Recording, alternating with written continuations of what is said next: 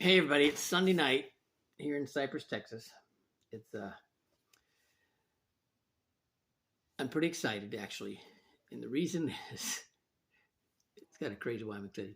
But there's a congressman from Arizona, and his name is David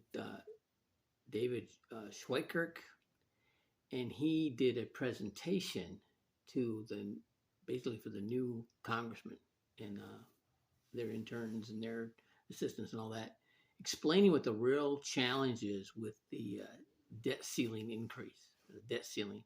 And they're all fighting over like defense spending and other discretionary spending. And he's saying, you could cut out all that and it still won't have any impact on what's happening with the budget. What the challenge is the untouchable spending. All right, and that's Medicare, Medicaid, and Social Security. It takes in almost 80% of our fiscal budget. And so here this guy is making this plea to do something about this to the people in Congress. And he's making the plea to the wrong people. He needs to making it to the American people. Okay. I see it every day, every single day. I'm helping people trying to I can show them. I go through their finances and I find, how to, cut some of the unnecessary spending and expenses and create some sort of margin of savings that if they put it toward their future, they can retire and have enough money to live on, the tax advantages and everything like that. And they resist. They resist. Okay.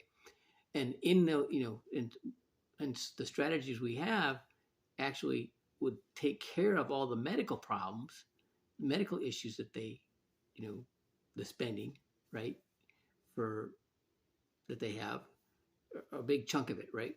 And well, we have another solution for. There's another solution for that. Um, not just with the Medicare supplement stuff, but also a alternative to Obamacare and Medicare. And so I'm actually contacted that congressman to, and there's really nothing he can do except to know that it's an option. Okay, but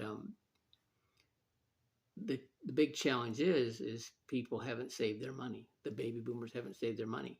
All right, and if they don't change this, if they don't change this in the next 10 years, there's going to be no money, right? There won't be money for anything else, right? It's going to take up everything for everybody. There'll be no defense spending. There'll be no discretionary spending.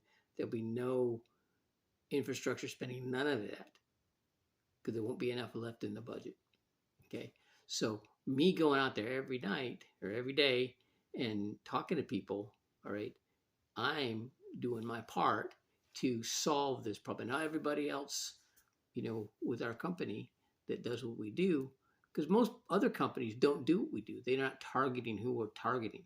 Most people are targeting the top 2%, the whales, the people that are already making over, $500,000 a year, $250,000 a year. They're targeting them. They're not helping the middle class. Okay, so what's what I do, right?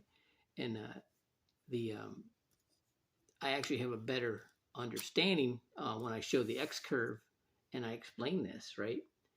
Um, how incorporate that in this explanation, how it can have an impact on them. So I'm very excited about that.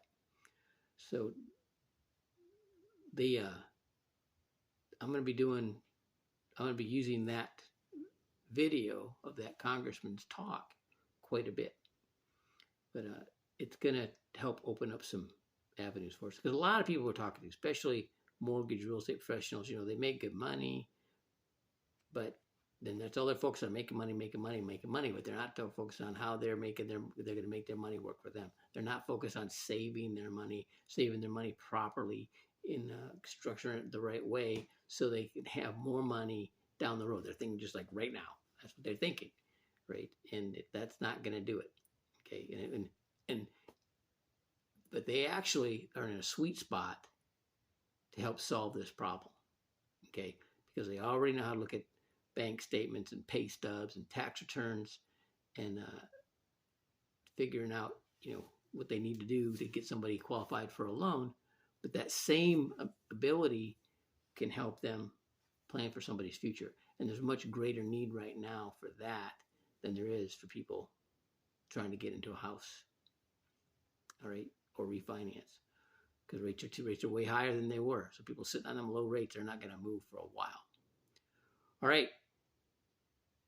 Well, I hope this helps somebody. If it does, go ahead and share.